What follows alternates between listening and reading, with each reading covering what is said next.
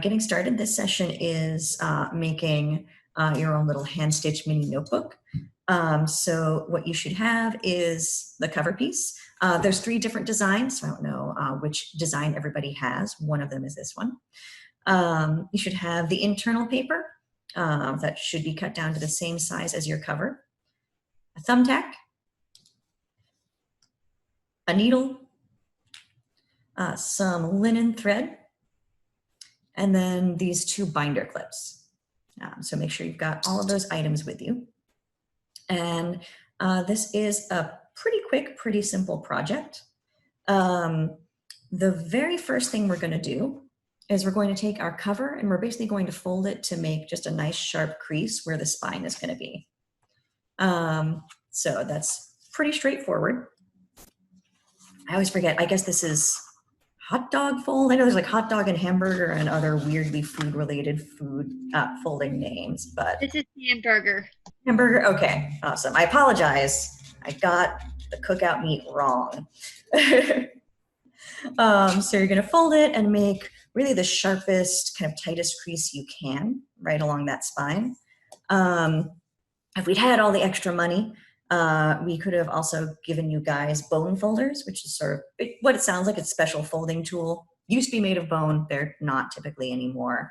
But you can also use a ruler, or I just use my fingernail. Add a lot of pressure. So it should be nice and crisp. This little cover that you've got now should stay closed pretty easily. So you can see we've got the line. So we've made that crease. Give everyone a second there. We're going to flatten it back out.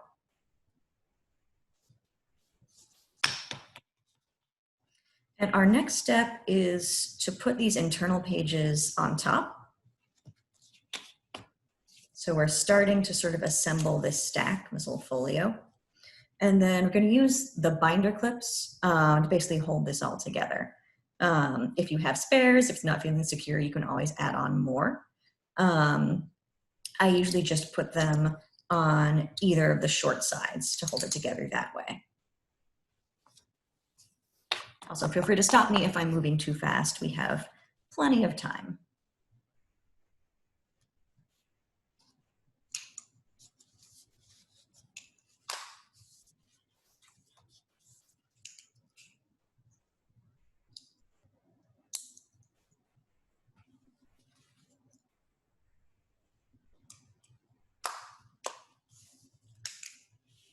Okay, take this, everyone can see it right side up. I should hopefully have your creased cover on top of your internal pages, everything all clipped together. And what we're going to do next is basically start adding the holes in the spine that we're going to stitch through to really tie this whole thing together. You can, if you want to, mark where you're going to put the holes ahead of time. I'm going to be doing that as I talk about it, just because I find that easier. If I was being very, very neat, I would probably be measuring each one. But for this particular project, I'm fine with it being a little bit looser, a little bit more, slightly less professional. But I do recommend doing them about a ½ inch apart. And my estimate for that is basically 1 finger's width apart. So kind of starting a finger's width down from the top of the spine. And like I said, you don't necessarily have to mark these.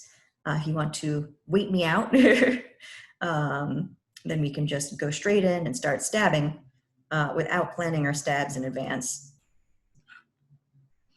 And this is another, if we had an unlimited budget, the easiest way to pierce through this is actually with an awl, so AWL, which is just a stabbing tool. But thumbtacks work just as well, or almost as well. You will also want to make sure that you've got an even number. So whether you're drawing out your dots or not, make sure you have an even number of holes because we're basically going to stitch down one way and then stitch back up the other inside. So I'll give it a second to make sure everyone's had a chance to plan out their spine.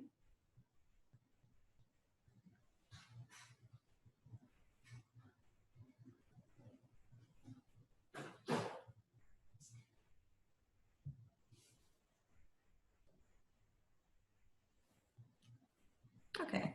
Are folks feeling good to move on, or do you need more time? More time. No problem. Glad I checked. And meanwhile, I'll be a little perfectionist and adjust my spacing.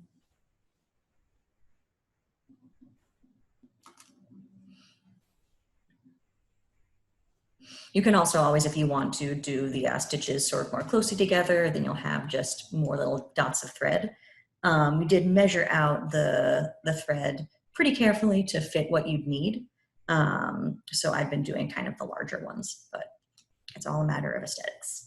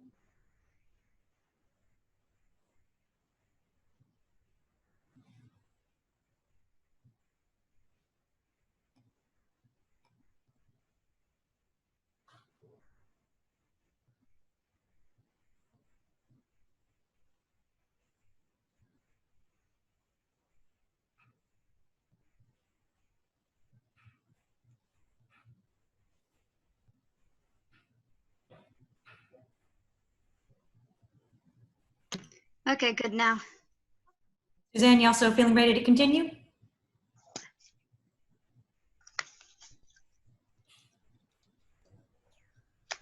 Looks like we might be good to go, if Suzanne doesn't say anything. Yeah. I just thought she messaged me just a second ago and I missed it, asking for a little bit more time. Okay, got a thumbs up. All right, so we continue. So now we're going to actually poke those holes if you were marking them with a pencil before. That's pretty straightforward. Stab it through with your thumbtack. Like I said, this is a little easier when you've got an awl, but it's still definitely possible with the thumbtack. It's definitely gonna be. It would be easier with the other thing. This thing's hard. Yeah, I find it helpful to, let's see if I can make this visible, on the other side, kind of hold my hand so that I've got a finger on either side of the spine supporting it. And that way it tends to bend a little bit less. Just don't stab yourself. If you stab yourself, I'm not liable. Probably neither is Randall Library UNCW. Too late. I already stabbed myself with sewing, anyways. I said it, that means legally binding. That's definitely how the law works. Legally binding, is that a pun? It is now. Also, you're fired.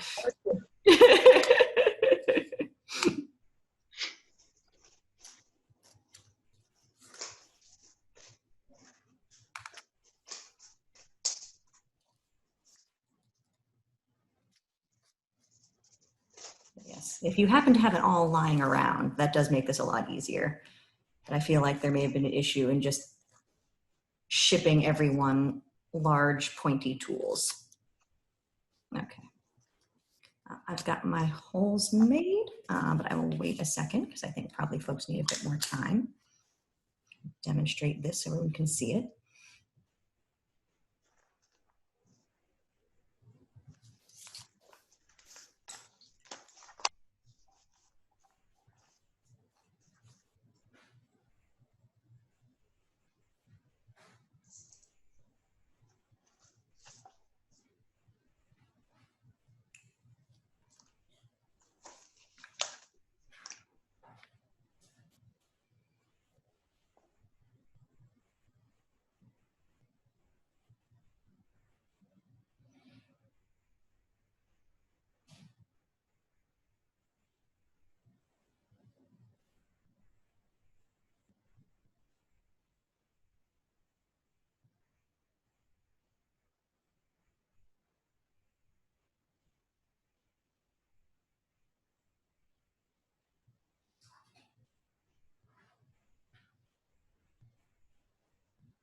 Out of curiosity, what cover design does everybody have? We've got the Make It Randall one. Nice. I think that might be one of my favorites. Make This Year Yours. And then we've got a picture of the Randall bird on some of them. Make this year yours. Okay. Make Nice. this year yours. Yep. Yeah. Yeah, looks nice. Nice graphic. Nice.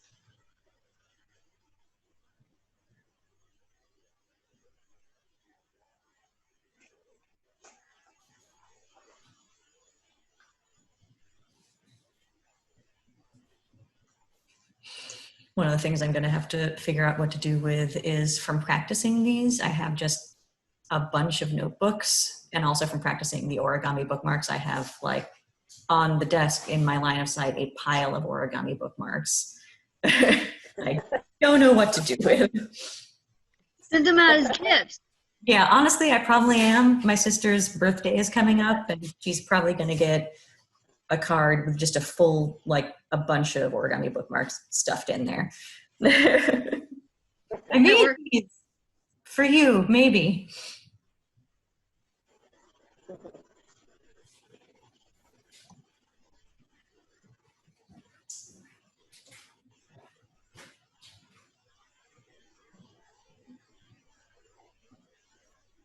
How are folks doing as far as the holes? Are you feeling ready to move on, or do we need to wait a little bit?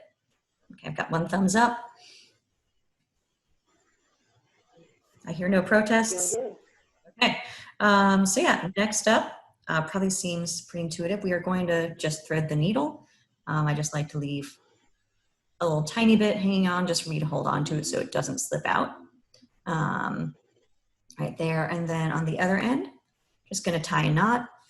All the instructions I saw always say just tie one knot, but I get nervous and anxious, so I tie two just in case, but it would probably stay in place with one.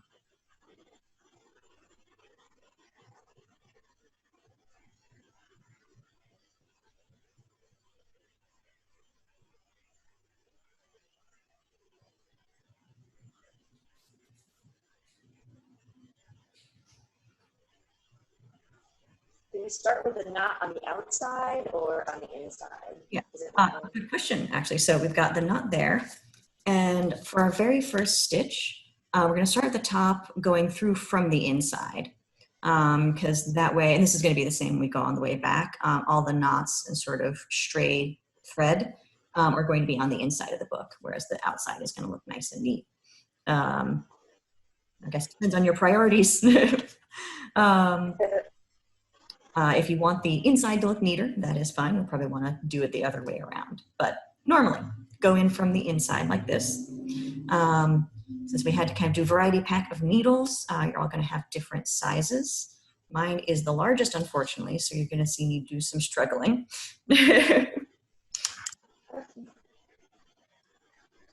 That threaded again.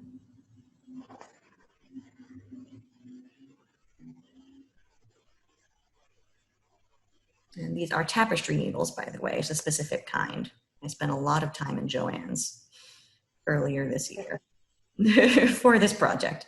Okay, so, and then basically what we're gonna do is just weave in and out. So we're gonna be going in this next one, and then from the inside, we're gonna be going out the next. So essentially we're gonna be doing a stitch, and there's gonna be a gap and a stitch and a gap, but then we're gonna come back around the other way. So we're gonna close up those gaps. But for right now, just go down back into the inside in the next hole.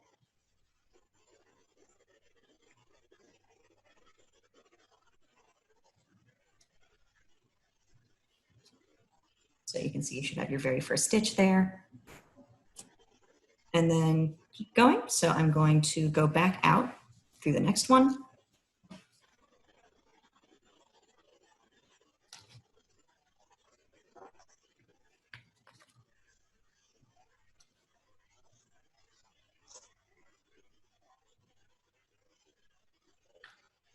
And just tapestry needle is not as sharp, but I wonder what the difference is. It looks like it's a little.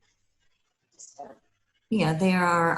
They're not as sharp, and they're also usually a bit larger, at least than your kind of standard needle, which is helpful because they're a bit firmer and stiffer.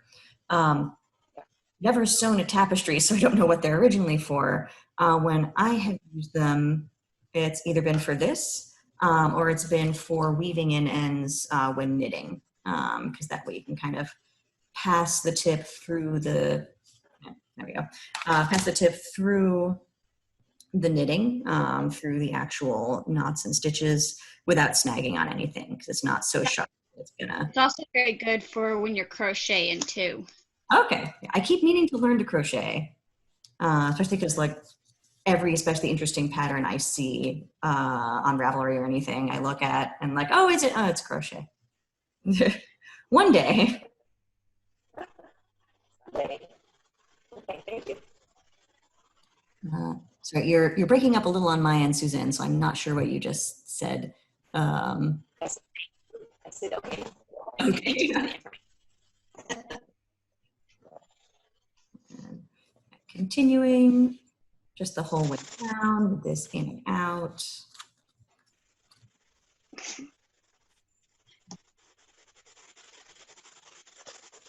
You can see that I've measured mine slightly sloppily. That's on me. Okay, so for everyone else's, when you do get to the bottom, you should have something that looks like this, more or less, might be more or fewer stitches, might be bigger or smaller, but basically it'll have a stitch and a gap and a stitch and a gap, which looks pretty nice on its own, I think, but we are going to basically just loop all the way back up, doing the same pattern, and that's going to close up these gaps. So I'm coming in from the inside again, going to the outside, I'm just moving it up to the next hole.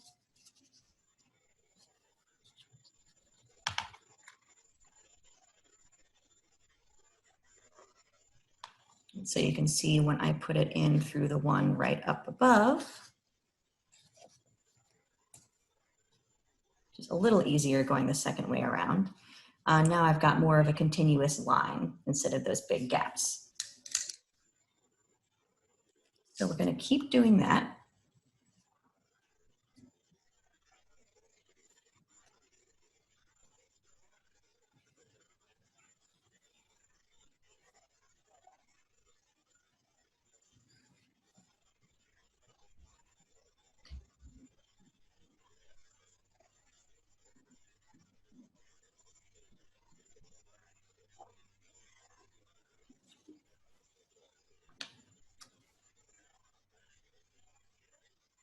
And then I'm now coming up sort of toward this last stitch. We're going to do that last stitch, and then there's basically one last thing we're going to do to sort of lock this down. I'm going to wait a second until folks are there with me.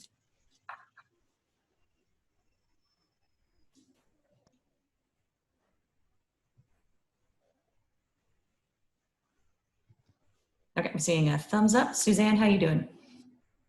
Good, good. Yep. Okay, to lock this down, basically what we're going to do is literally sort of a lock. Wherever the sort of highest stitch is on your notebook, you're going to slip your needle under it. You're going to pull it all the way through, because then you're basically going to do a knot through that loop. So make sure this is clearly visible. So I've got the thread going under that top stitch. I'm going to pass it through that loop and pull it tight. So that more or less locks it into place. Again, I'm a very nervous person, so I always just do another one, just in case.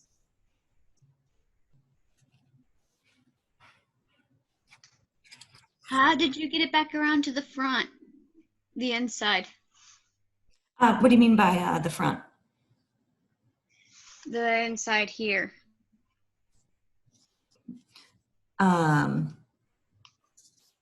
Like trying to get the thread back around to... That ended up on the outside. Huh. Do you have an even number of holes in the spine? Mm-hmm.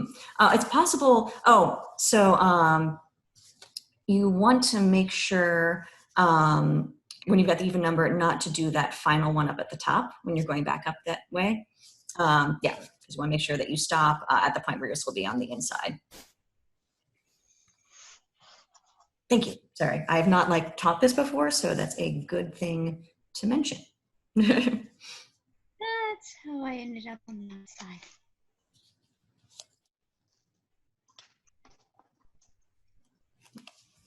So once you do have that little knot tied off, if you have extra thread, of course, you're going to want to snip it off. If you don't have scissors with you right now, that's fine. That's always a bit of cleanup you can do later.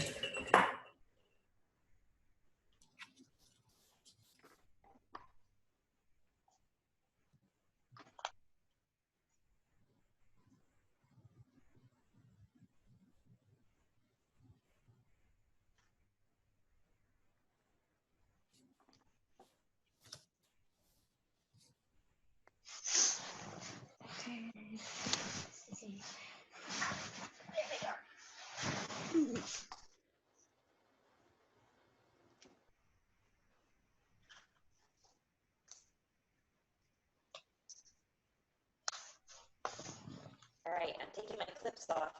Okay, yeah. So once you've got that all stitched up and locked down, you can take the clips off.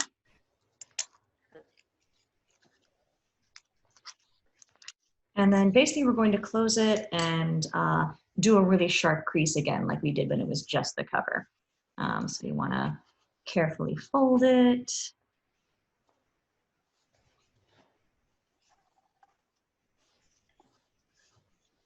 And then again, this is a place where, you know, bone folder kind of helps. If you have a ruler, which I'm going to grab, that can be used in place of one. Or again, you can just use your finger, even just like the back of your fingernails, because mine are really short. So you don't need long nails for that. Do it on the other side to really keep pressing it down. This is just trying to get it to, like, you know, look servier and sharper, and stay in that nice notebook configuration. So really just press and crease to your heart's content. And once you're done with that, you should have a little notebook. So obviously we just did kind of a mini version for this activity. This same concept works on larger scales. The main thing it wouldn't work for is if you wanted a lot more pages. For that, you would need a wider spine, so you would need a different stitch style. And it's been a long time since I did any actual bookmaking. So maybe advanced Make It Randall next year. Yeah. So everybody, I'm curious to see like everybody's notebooks. Nice, nice, looks good. Yay! All right. So we've got our little notebooks. Yeah, I'd say success for everybody. Any questions? Figured not. It's pretty little small, basic project. Like I said, a lot of this is easier if you have things like an awl or a bone folder. But you can do this with just kind of your basic little household or office supply materials. And of course, it doesn't necessarily need to be this exact cardstock. If you don't need your notebook to be quite as durable, you could always just do the outside with like a construction paper or a different colored paper, as long as the structure is in place. All right, so that's what I've got for today's session. Thank you so much for coming. Like I mentioned, this recording will be posted after a little bit. We have to get it processed and everything to that Make It at Randall page.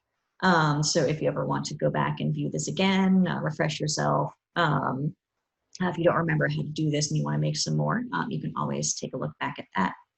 But otherwise, that's what I've got. So thank you so much. I hope that was enjoyable.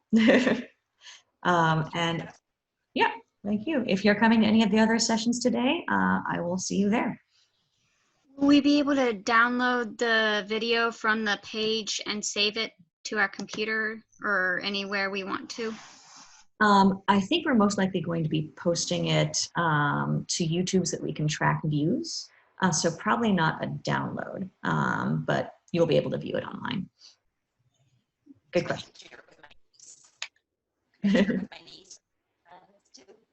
Sorry, I couldn't hear you. Should I share it with my niece or something? Oh, or yeah, any yeah. You friends? can share these with anybody. Yeah, these are not like special private properties, only for those who registered. And we'll be posting on social media as well. So even if folks didn't register on time and they're still curious about these, they can take a look. Okay. All right. Thank you. All right. Yeah. Thank you, everybody. And possibly I'll see you at some of the other sessions. Thank you. Well done, everybody. Bye. Bye.